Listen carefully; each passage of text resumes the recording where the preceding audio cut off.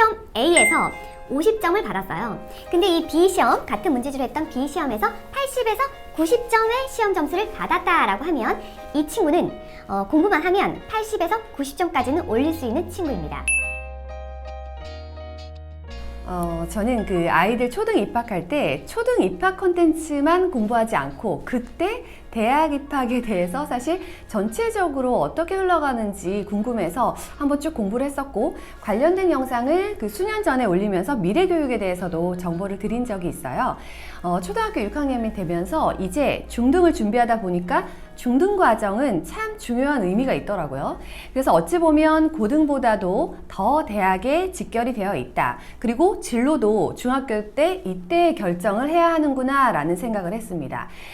이번 편부터 3편에 걸쳐서 초등이 알아야 하는 대입 정보를 나눠보려고 하는데요.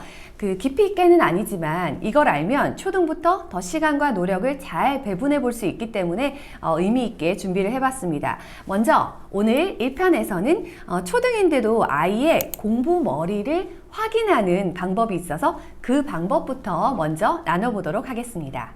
자, 먼저 질문부터 하고 들어가 볼게요.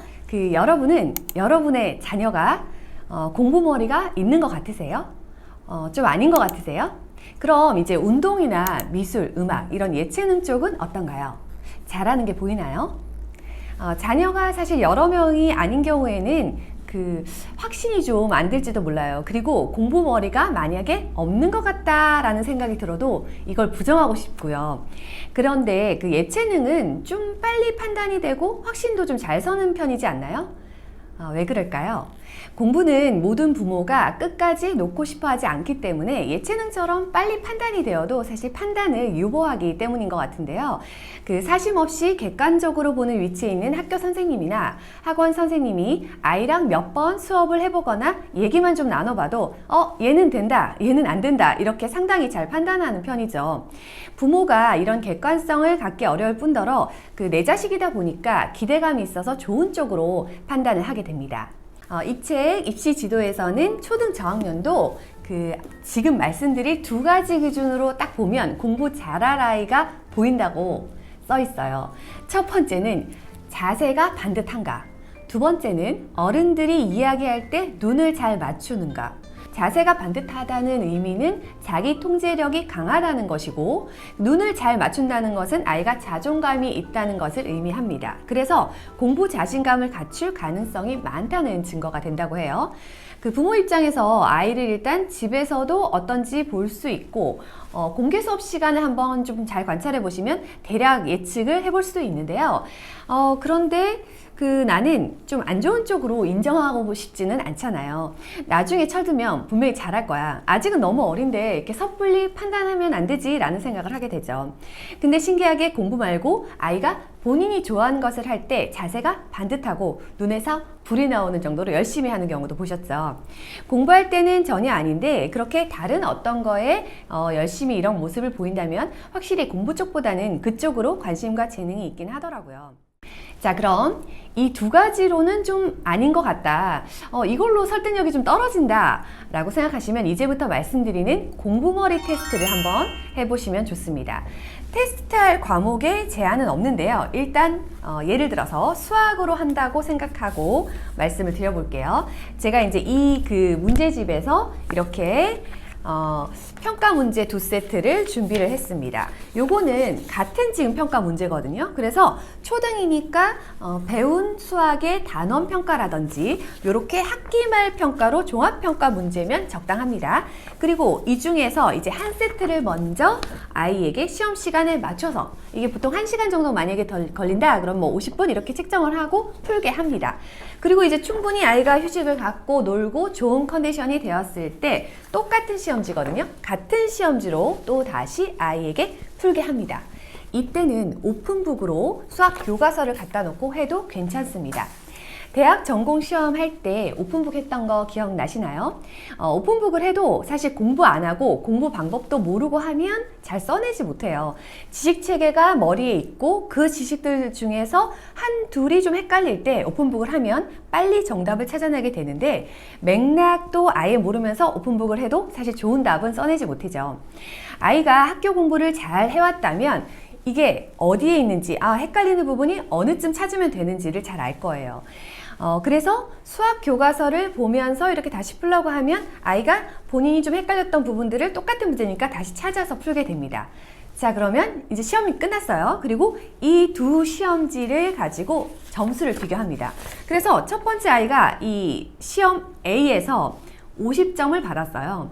근데 이 B시험, 같은 문제지로 했던 B시험에서 80에서 90점의 시험 점수를 받았다라고 하면 이 친구는 공부만 하면 80에서 90점까지는 올릴 수 있는 친구입니다.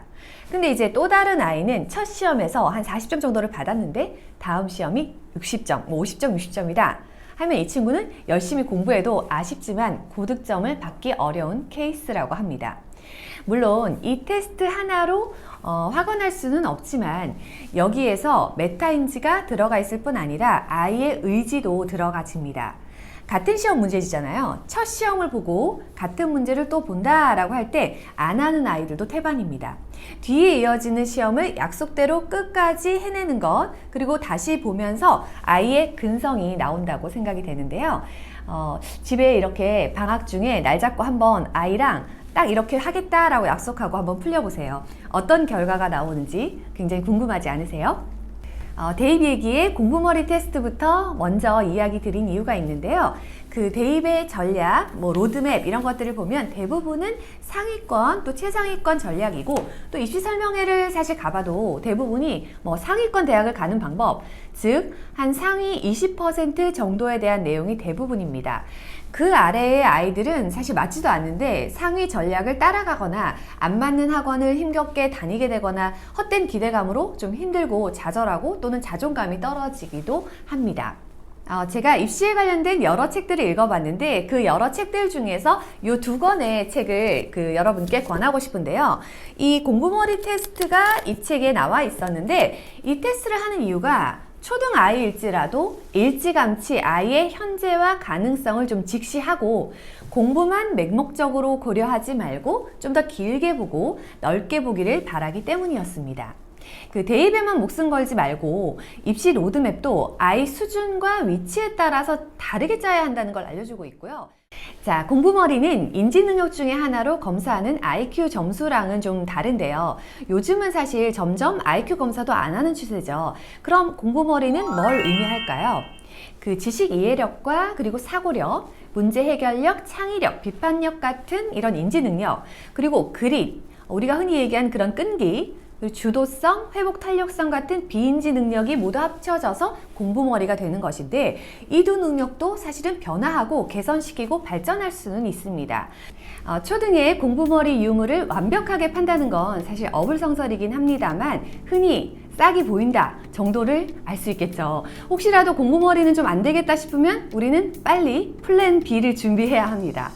부모가 공부머리를 최대한 키워주려고 갖은 노력을 다하긴 했지만 타고난 것이 다 다르다 보니까 안 되는 걸 무한히 쏟아붓는다고 또 되지는 않잖아요.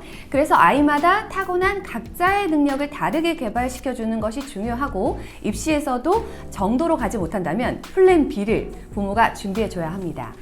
자, 이제 플랜 B는 어떻게 준비하면 되는지 다음 편에서 소개해 보도록 하겠습니다.